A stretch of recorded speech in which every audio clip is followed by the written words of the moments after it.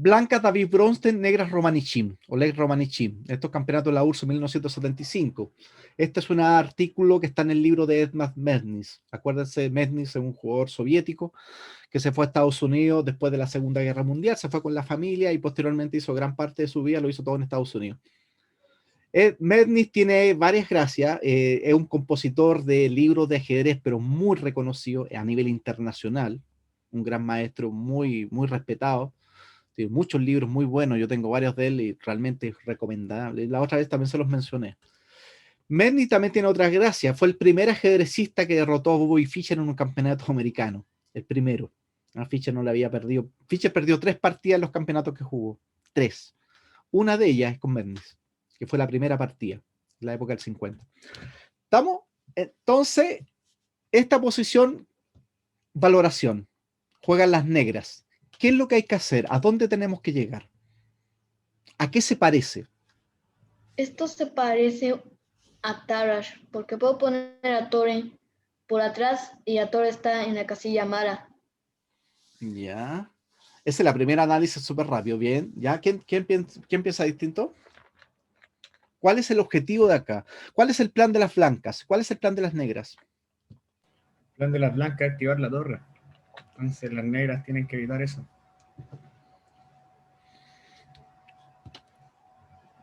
Oye, vamos a gastar unos minutitos una cosa que es de cultura general, no tiene nada que ver con esto, pero les va a servir. ¿Alguien me puede definir? Porque siempre lo hablamos. Táctica, estrategia. ¿Alguien sabe lo que es estrategia? ¿Alguien sabe lo que es táctica? ¿Y cuál es la diferencia? Gastemos 5 minutos, ¿no?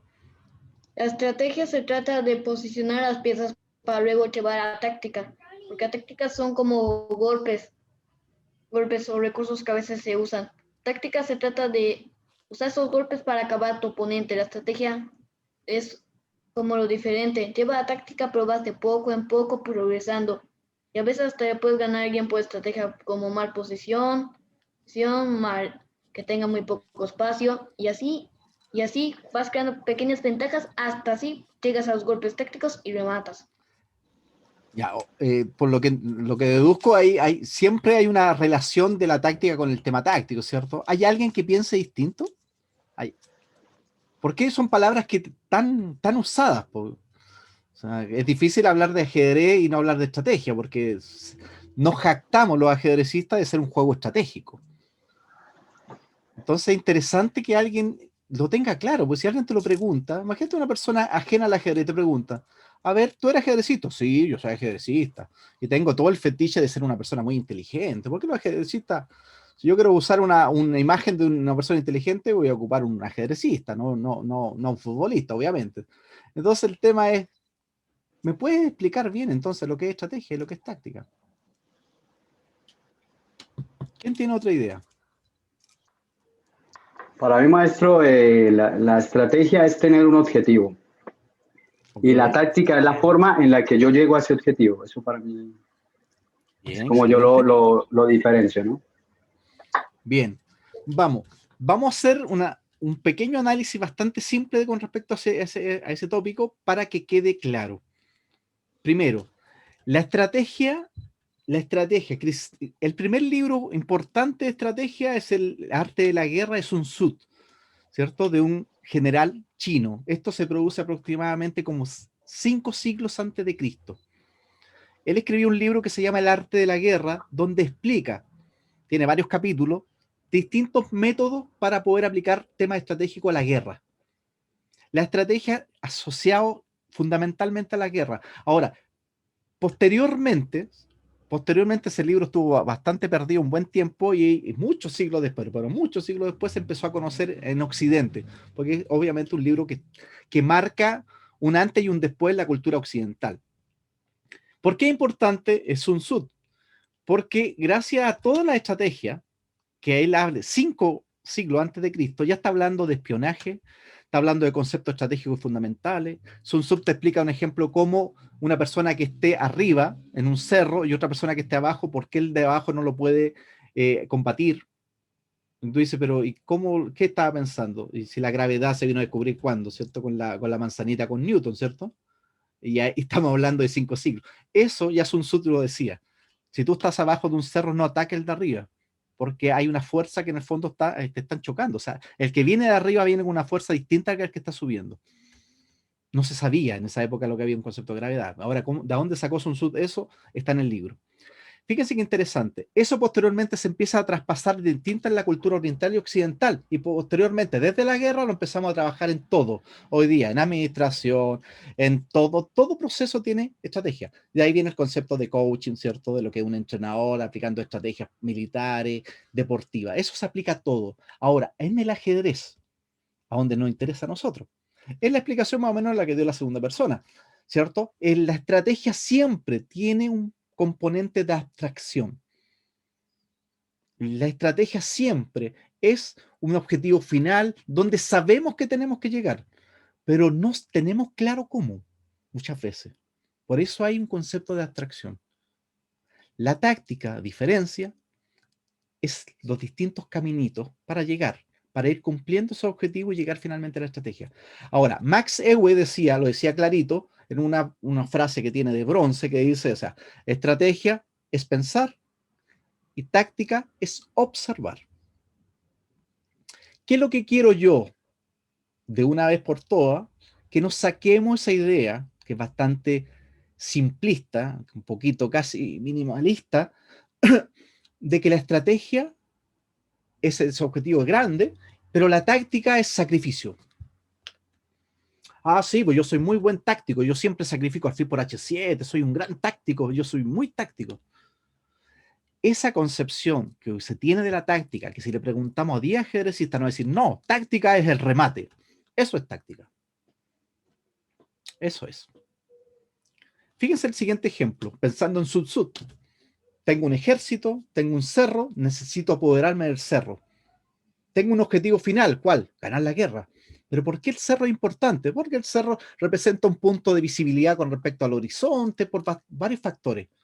¿Qué hace el general? Toma, en este caso a la gente, al ejército que tiene, y lo manda una mitad para un lado, la otra mitad para el otro lado, para poder conquistar.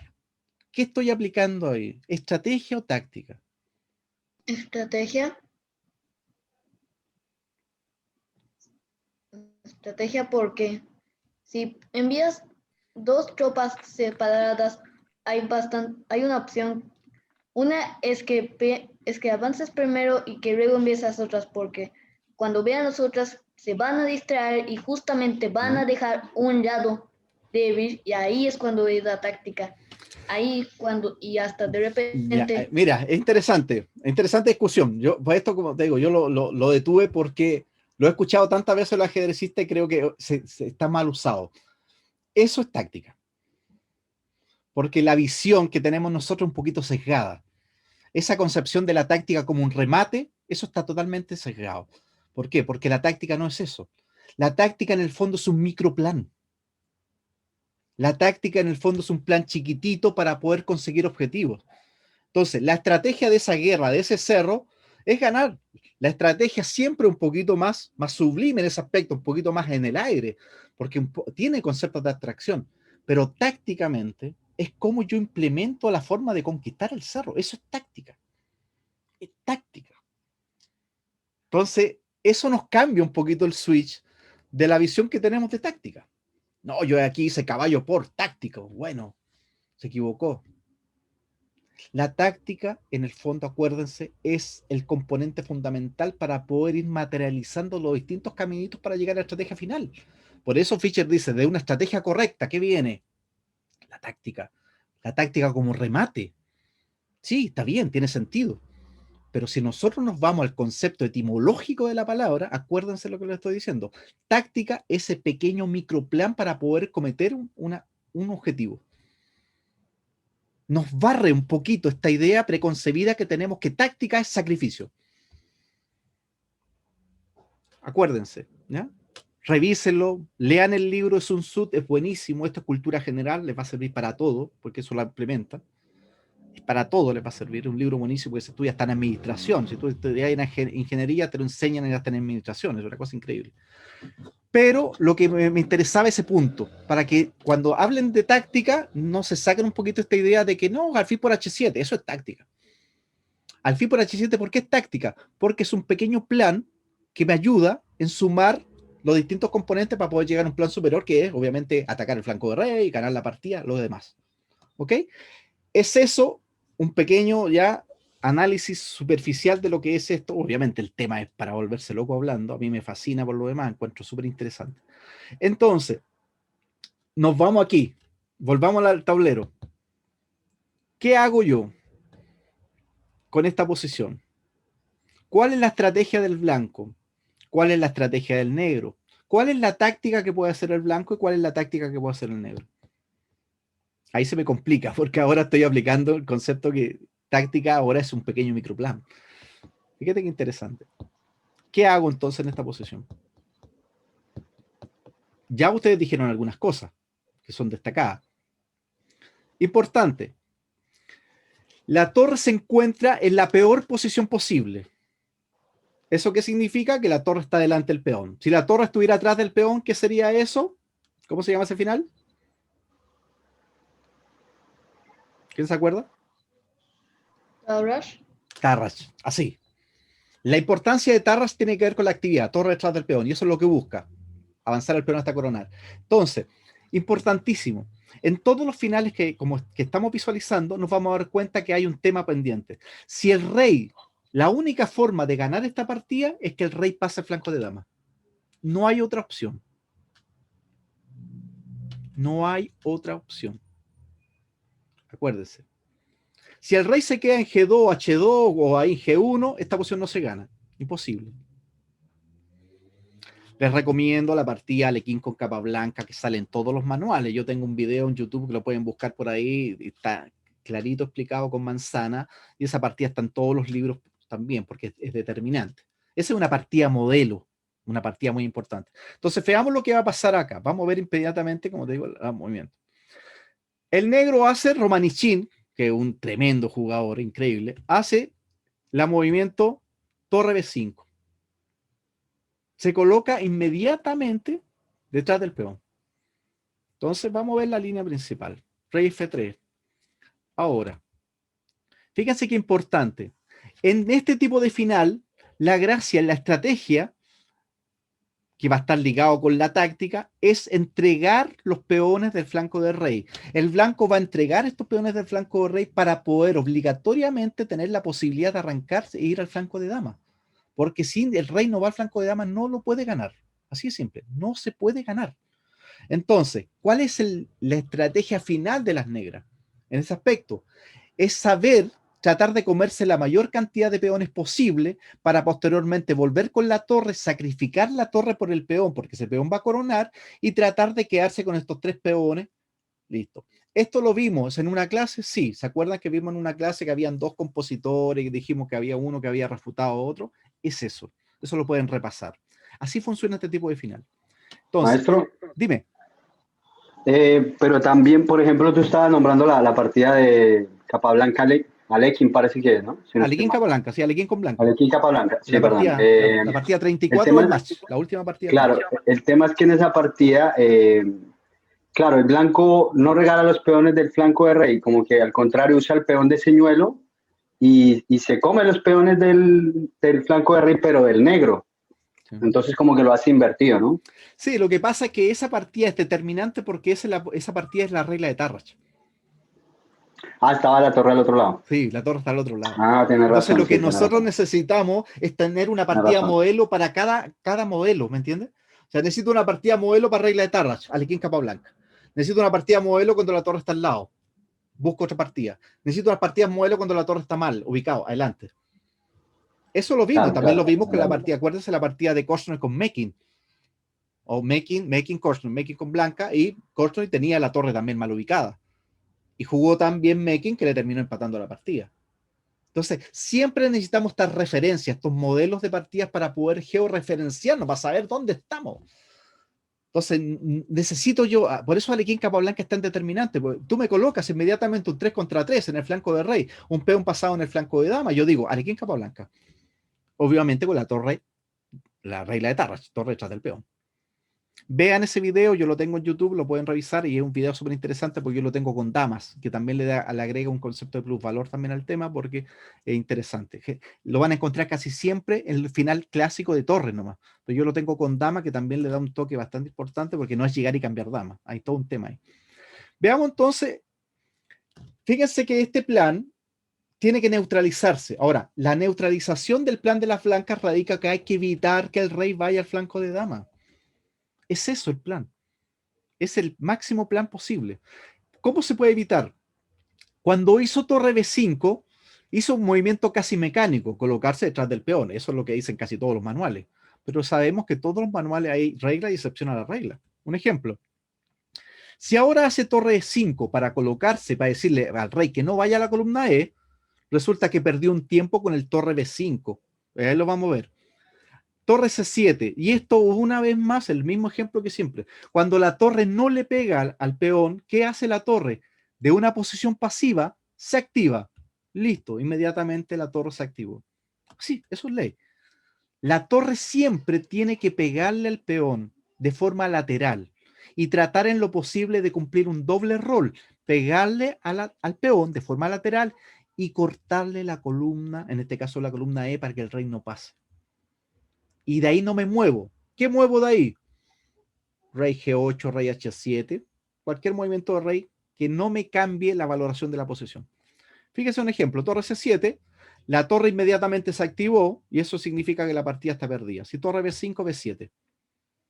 Cuando el peón llega a séptima fila, ya no hay necesidad de preocuparse que te coman los peones. ¿Por qué? Porque nunca te puede comer torre por F2 porque el peón corona la siguiente.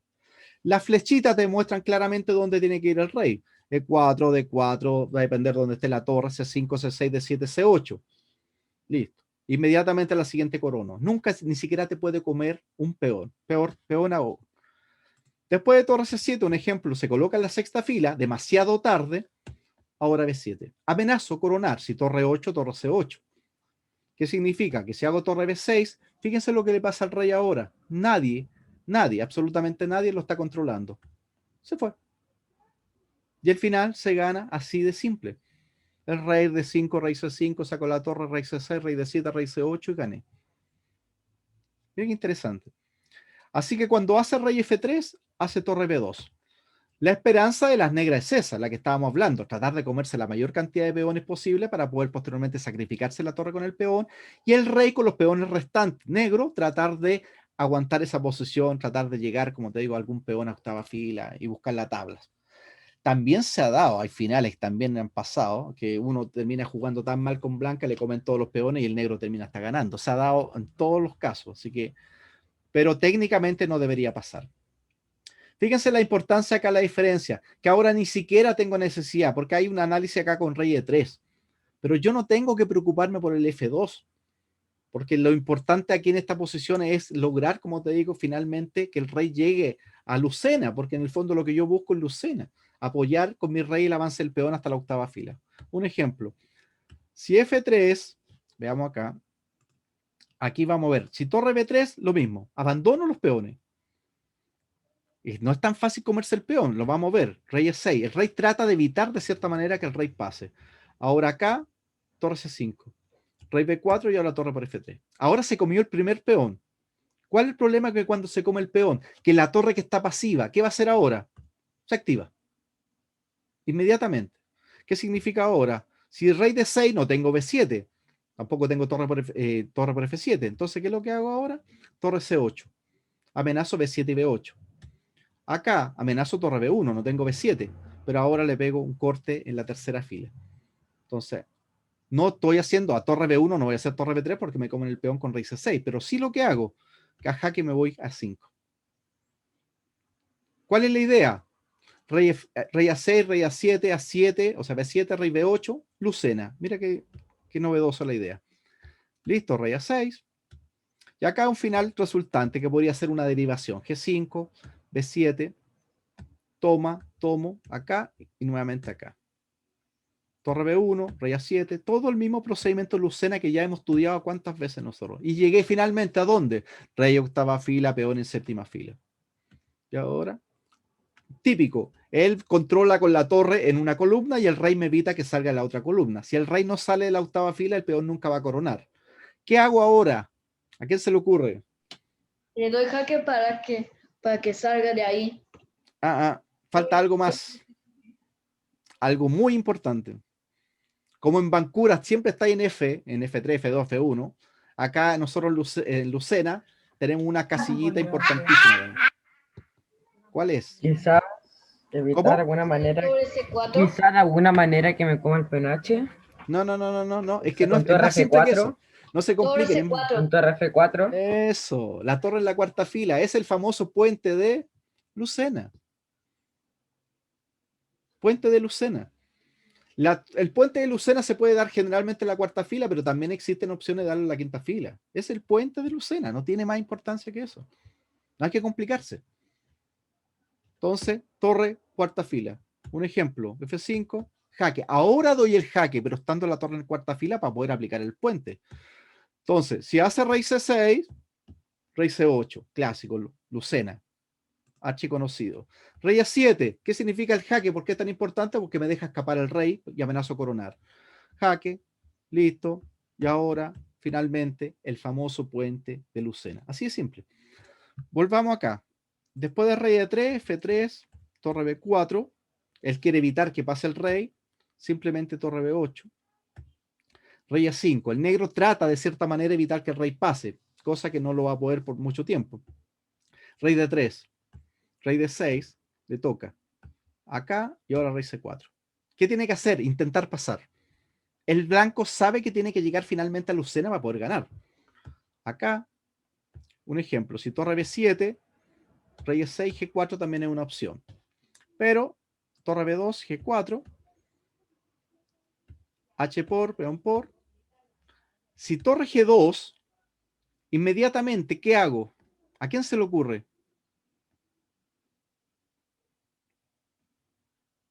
¿Dónde va el rey? Rey B5. Rey B5, listo. Si es el final eso. Si el rey no va para allá, no gana. Rey B5, buena. Entonces, si se quiere comer los peones, ya es demasiado tarde, porque ahora la torre no le está pegando al peón, entonces ahora activo la torre inmediatamente. Se va para acá, me está comiendo la torre, y ahora tengo dos opciones. Gano con B7 directo, porque al final dama contra peón, dos peones, eso se gana. O la otra opción, que es más simple técnicamente, que me parece mucho mejor, es torre H8. B7. ¿Qué tengo que hacer? Aplicar Lucena. Lucena. Si torre C3 es lo mismo. Ya la siguiente corono. Entonces rey C6, rey F6, y esto es lo clásico que hemos visto de Lucena. Corono, corono. Y ahora él quiere venir a comerse el peón. No. Se acabó. Y el rey blanco está muy cerca, así que no hay forma de esto. Entonces, después que hago acá, acá, él hace rey C6. Y ahora simplemente jaque. No tiene rey por B6. Mira qué chiste. Qué sutileza. Ahora, ¿cuál es el tema? Si yo hago rey B7, torre C7 y torre por F7, me terminan ganando en el otro flanco. Entonces, un ejemplo. Si rey D7, jaque. Si se va a D6, me como este. Y no tengo torre por B6, por jaque en B6, me cambian la torre y el final 2 contra 1 está perdido. Si torre por B6, bastante simple, como y H5, se acabó. Rey D6, torre por F7, no puede comer el peón, dijimos, rey E6, le vuelve a pegar el toque, amenaza torre por G6, rey F6 y ahora vuelve. ¿Cuál es la diferencia? Que ahora me estoy tranquilamente, tengo rey C5, rey C6, rey C7, saco la torre y listo, y se acabó. La otra opción es torre C8 e irse tranquilamente para D6. Ahora vuelve y aquí se está dando este tema. Torre G2. Esa es más o menos la idea defensiva de las negras. Tratar de cierta manera que el negro, ¿cierto?, controle el paso al rey para que no llegue al flanco de dama y a su vez estar atacando rápidamente a los peones. Entonces aquí entramos en torre por, ya, como ese peón ya no estaría coronando de cierta manera, porque aparte que yo entro tomando con jaque. Esa es más o menos la idea. Sigamos viendo la línea principal y al último vamos a ver el movimiento correcto. Después de rey E4, entonces no hay necesidad de hacer este rey E3. Por eso este rey E3 es dudoso. porque ahora yo hago rey E4 y yo no tengo que estar defendiendo F2. Este tipo de posiciones podemos encontrar un sinfín de posiciones realmente, mirados desde ese punto de vista. Entonces, un ejemplo, si él hace rey F6, que sería interesante, rey D5.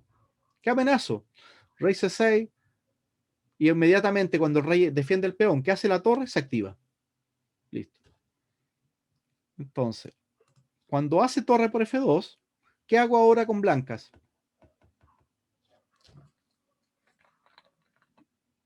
Activo la torre. Torre C7. C7, claro. Torre C7. Fíjense que después estamos aplicando los mismos conceptos que ya sabemos. Esto no es ninguna novedad. Ya lo aplicamos conceptualmente, hasta con más facilidad. La torre se aleja, lo activo. Vuelvo y ahora inmediatamente cambió la valoración de la posición. La torre estaba en B7 totalmente mal, ahora la torre está de forma lateral. ¿No es la mejor ubicación? No, porque la mejor ubicación sigue siendo la regla de Tarras. Pero aún así, estando el peón en séptima fila, yo sé que él nunca se puede comer G3 porque le corona a la siguiente. Y ahora no puede evitar que el rey vaya a defender el peón, se coloque en Lucena o en C8 y el peón corone. Listo. Un ejemplo. Si G5, tomo, aquí hay varias opciones para ganar. El blanco puede regodearse. Rey C6, un ejemplo. Si G por H4, rey F5, me como F7 con jaque. Y esto es importante, este jaque. Cuando él se come H4, el rey queda pasivo. La única forma que al sacrificar esta torre por el peón, y lograse empatar, sería que el rey estuviera lo más activo posible. Y obviamente que el rey no pudiera acercarse. Regla general, y aquí un concepto general, las torres son piezas de largo alcance, eso todo el mundo lo sabe, la torre con un movimiento cruza todo el tablero. El rey es una pieza de corto alcance. Cuando vayan a entregar el peón en la octava fila, traten siempre que sea captura de torre y no de rey. Porque al rey le cuesta más reincorporarse al flanco opuesto donde va a estar el rey luchando con los otros peones. Acuérdense de eso. Siempre traten que ese peón en octava fila corone y capture la torre. Rápidamente la torre vuelve al juego. Pero que no sea rey. Porque esa diferencia de tiempos puede marcar el tema de que una partida se gane o se empate. Entonces, un ejemplo. Ahora cuando come acá, ¿qué hago? Mantengo la torre en la octava fila e inmediatamente, ni siquiera. ¿Por qué no hice rey C7? ¿Quién me lo puede explicar? Por lo mismo que le acabo de decir, porque si voy a sacrificar si el peón se va a entregar con la torre, es importante que la torre se reincorpore rápidamente. El rey, ¿qué es lo que tiene que hacer? Inmediatamente visualizar D5, E4 y F3 y llegar a este tipo de posición. Porque el negro se puede intentar ahogar con rey H1 y H2. Sí, es el tema. O sea, existen algunas opciones. Ahora, en este caso puntual, la partida está perdida porque el rey en H4 está mal ubicado, entonces no tiene actividad y el blanco llega muy rápido con el rey. Pero la idea es más o menos esa. Por ejemplo, rey C6, G4, lo mismo.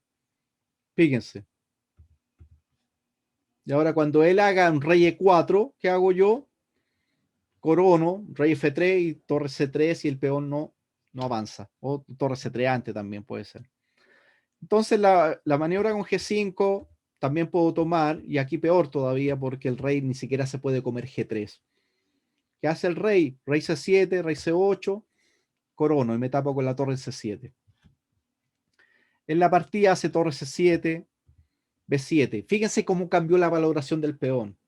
La idea de este final para poder empatarlo es tratar de comerse estos peones, pero no que el peón esté tan avanzado. Lo ideal es que el peón esté en quinta fila, cuarta fila. Yo me como los peones y vuelvo. O trato de comerme uno o dos peones y vuelvo y sacrifico la torre. Pero cuando este peón estaba en sexta fila, me comí un peón, rápidamente ya está en séptima fila. Eso significa que el peón de G3 nunca se lo puede comer. Veamos entonces el final. Acá ya esto ya no puso totalmente ganada. El rey ya nadie lo para. Y simplemente, si G5 lo mismo. Aquí todo el final que acabamos de ver. Entonces después de B7, veamos acá. Rey F5, él está la esperanza de las negras, ¿cierto? Eso, y colocarse en G4. Y ahora, lo que yo tengo que evitar, de cierta manera, es que él se quede con un 2 contra nada en el flanco de rey, porque eso me puede complicar el final. Entonces, ¿qué tengo que hacer? Simplemente, también veamos rey C6, que también es posible. Lo importante es que el peón se come, por G7 por F6. Si G5 pierde directo, ¿ya? Cualquier maniobra acá simplemente H4, G6 llega primero. Y si G5, HG4 en la misma línea y la otra línea pasa lo mismo. El peón corona. Acá lo más simple es hacer torre G7, comerse G6. El peón va a entrar comiéndolo con jaque porque obviamente se tiene que comer el peón. Y el rey llega a H4. Y este final ya está perdido. La torre cumple el objetivo de controlar al rey en la octava, o sea, en la columna H, que no salga de ahí. Y el rey se encarga de la última tarea, que es ir a coronar el peón. Acá interesante, acá lo podemos visualizar. Rey C7 amenaza torre B6. Me entrega el peón, vuelvo. Y aquí hay un ejemplo práctico de cómo se puede dar el mate. Si rey H2, simplemente torre H6 y a la siguiente me como el peón. Listo. Si H2, torre 1 y finalmente jaque mate. Este es uno de los desenlaces posibles en la posición. En la partida, después de rey H4, hizo rey C6, rey H3, torre G5, buena, amenaza torre por H5 y amenaza torre B5. Si H4, simplemente torre B5 y el peón corona. En esta opción, entonces hizo torre por B7. No tengo torre por H5 por rey G4, obviamente. Rey por B7 y lo mismo, H4. Rey H4 y torre G8 y es lo mismo. Y el final es exactamente el mismo de la línea principal. Rey F3, torre 5 y torre 1, jaque mate. Esta partida la terminó perdiendo Romanichín. Así de simple. Veamos ahora rápidamente el método defensivo.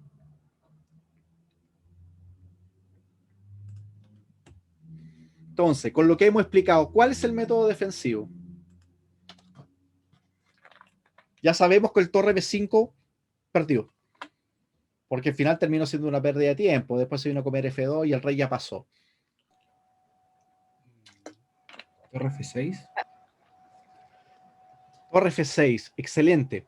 Primero, un concepto que ya manejamos nosotros. Cada vez que la torre esté delante del peón, la mayoría de los toques, estos toques son súper sutiles. Este torre por al lado.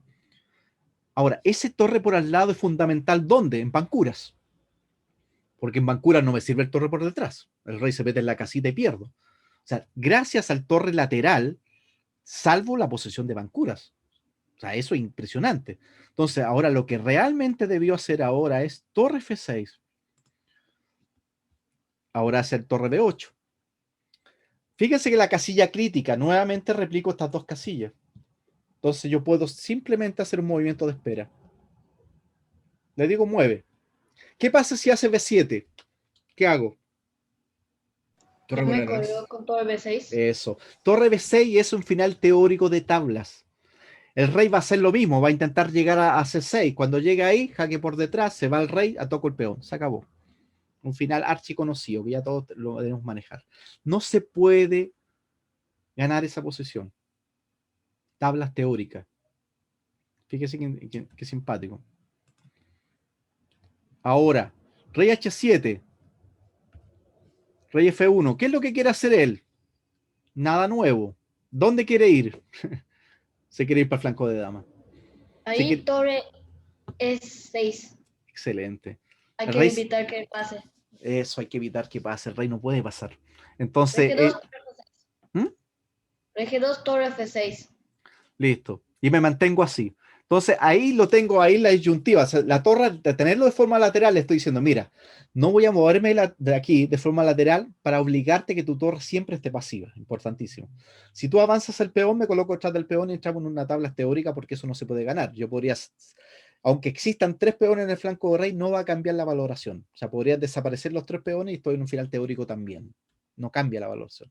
Pero cuando le logro hacer el torre de 6, que es una maravilla de posición, cumple los dos objetivos. Cumple por un lado el pegarle por la sexta fila al peón, porque sabemos que no tiene B7, y por otro lado le estoy diciendo, tu rey no va a pasar. Ahora, ¿qué queda? ¿Con qué paso? No puedo pasar con torre, porque si paso con torre en cualquier movimiento pierdo. Con el rey en las casillas críticas. Eso, excelente. Ahora paso. Rey G7, rey H7. Y le digo, gáname. Vamos, gáname. Finalmente hace B7 y se acabó. Tablas teóricas. Ahora uno dice, este final, ¿cómo Romanichín no supo esto? que es un tremendo jugador. Por lo mismo que conversamos siempre, muchas veces pasa que las partidas están llenas de emoción, llenas de nervios, llenas de otra cosa. No es lo mismo, digo, analizar una partida relajado, somos todos amigos, que jugar una partida. En esa partida tienes que tomar decisiones y esas decisiones son cruciales. Y muchas de ellas, como hemos aprendido en los finales, no tienen marcha atrás. Te mandas una movida mala y se perdió. En el ejemplo anterior lo vimos con Bancuras. Te mandáis un movimiento malo y no podíais hacer Bancuras. Este ejemplo se lo tienen que clavar en la cabeza. Pero clavar. Esa posición. Una torre multitarea, una palabrita que le gusta mucho a Bologan en su libro que tiene, un buenísimo libro, si alguien quiere leer un libro bueno, ese libro de Bologan es buenísimo, que publicó la editorial Chessy. Yo lo leí, en 2 días me lo leí el libro, fue la desesperación porque estaba loco con el libro. Es muy talentoso Bologan. Alumno de Chevanenko, ¿ah? De Moldavia, y posteriormente se puede estudiar con Poresky en Rusia. Interesante, acuérdense de este final, por favor. Este final es crucial. La torre cumple los 2 objetivos. Torre en la 6ª fila, pegando de forma lateral y evitando que el rey pase. El rey puede hacer lo que quiera, pero no va a pasar. Y por mientras, me mantengo tranquilamente en mis 2 casillas críticas. Listo. Así hubiese empatado la posición. Fíjense qué interesante. Ahora, para finalizar, les voy a colocar en la misma posición, esta posición, y les voy a colocar... ¿Qué pasa si yo pongo el módulo en esta posición? Espérate que el módulo lo tengo abierto aquí, parece. ¿Sí? Espérame un segundo, déjame verlo acá porque no me lo está mostrando. Así que lo tengo ocupado acá.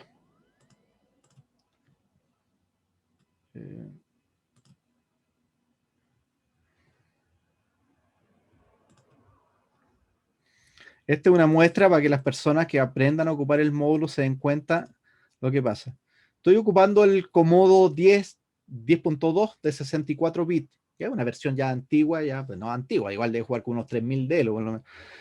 Hay versiones mucho más modernas. Miren la valoración de la máquina. Miren lo que dice. 1.42, clara ventaja blanca. Cuando ustedes analicen una posición, tienen que acordarse que tienen que usar motores de finales. Para eso el más famoso es el famoso Gaviota. No sé si conocen a la Gaviota. Ya. La más antigua es las tablas de Nalimov. Pero hoy día existen unas especies como unos resúmenes de bases de datos donde yo los puedo aplicar. Para que tengan una idea, si hay alguien que sepa algo de informática, la base de datos prácticamente de 6 piezas, donde los reyes se consideran piezas obviamente, sobrepasa los 100 gigabytes matemáticamente. O sea, con 6 piezas, todas las posiciones posibles matemáticamente son un poquito más de 100 gigas. Imagínate 7 piezas. Entonces, ¿qué hace ahora la base de datos como Gaviota? Gaviota hace un resumen de los finales más importantes. Ahora, yo estoy ocupando Comodo, 20.000 veces campeón del mundo, buenísimo, una máquina, y me dice que es clara ventaja blanca. Pero esta posición es tablas teóricas, no se puede ganar. Entonces ahí tenemos un problema donde el aficionado repite lo que dice la máquina. Mira, ahora dice que está ganado. Gáname, vamos. Ahora es verdad, una máquina me puede dar 20.000 vueltas y me gana por cansancio, que ya está bien. Pero desde el punto de vista teórico, a lo que apunta el ajedrez, a lo que nosotros estamos soñando, esperando, es jugar técnicamente. Y esta posición es técnicamente no puede el blanco progresar. No puede pasar el rey y la torre no puede progresar. No le queda más que B7, torre B6 y entrar en un final teórico de tablas. Interesante.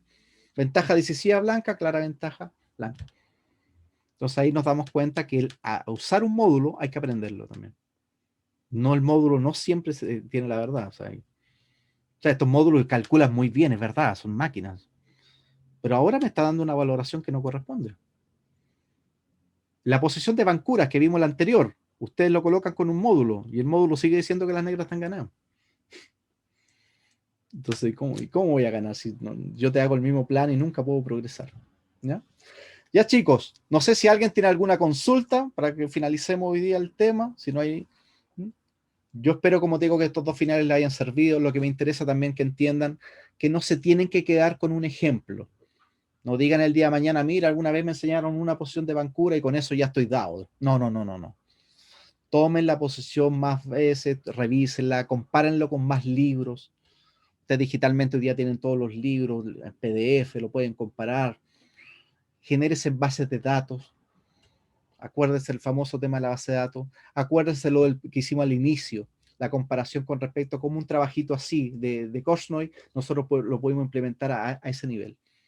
Eso es trabajo. Y eso es lo que nosotros humildemente deberíamos intentar llegar. Lo que va a marcar la diferencia entre un aficionado, que va a ser toda la vida un aficionado, y una persona que empieza a progresar, es ese trabajo. Así que lo invito a que se entren en este mundo. Es súper trabajólico. Yo mucho de este material lo estuve trabajando hoy día y estoy re cansado porque me demoré varias horas en hacerlo, porque ustedes entenderán que trato que estéticamente también quede bien, le entrego el formato PG en el visor web, le entrego todas las formas. Entonces, la persona que no quiere estudiar es porque ya no quiere estudiar nomás, pero yo te estoy entregando de todas las formas posibles el material. Traten en lo posible, como te digo, de que ese material sea también estéticamente bonito. Es verdad, no toda la gente le interesa escribir libros. Hay gente que, no solamente los locos como yo, escribimos un libro que salimos siempre para atrás. O sea, yo escribo un libro que es peor económicamente, pero está bien, es la idea de cada uno. Pero acuérdense que ese material lo van a ocupar ustedes posteriormente. Una partida analizada de ustedes posteriormente es un material de estudio. Entonces, cuando vuelvan a jugar una partida, si analizaron esa partida y sacaron conclusiones, aprendieron, ustedes van a decir, pero yo jugué esta línea la otra vez y quedé inferior y ahora la mejoré. Excelente. Yo jugué este final la otra vez de Vancouver y cometí una imprecisión. No puse la torre en F3. Excelente. Ese aprendizaje viene a través del análisis de las partidas propias. Y eso viene a través de descargar las partidas o tipear las partidas y generar tu propia base de datos. Por mi parte, chicos, yo estoy más que contento. Espero que les sirva. Yo les voy a enviar material a Matías. Cualquier consulta, duda, sugerencia, crítica constructiva también acepto, no tengo ningún problema si alguien me quiere comentar algo. Así que cualquier cosa, están mis datos ahí, ustedes saben en la cuenta, no sé si tienen el WhatsApp de estar. Me pueden comunicar. Hay gente que se ha acercado a mí, me ha hablado cosas y yo le he dado uno que otro consejito. Así que si se puede, ¿no? Así que hagámoslo nomás, traten de esforzarse y a trabajar. Me despido. Que estén todos muy bien. Nos vemos la semana que viene. Acuérdense, la semana que viene es la última clase de este mes, ¿no? ¿Estamos? Muy buena clase. Vale, maestro, gracias. Estamos, Chao chicos. a No se todos. olviden de esta posición, la torre, maravillosa. ¿Ya? Estamos, que estén muy bien. Muy buena clase. Ustedes son muy buenos explicando finales. Estamos, chao, que estén muy bien, chicos. Chao.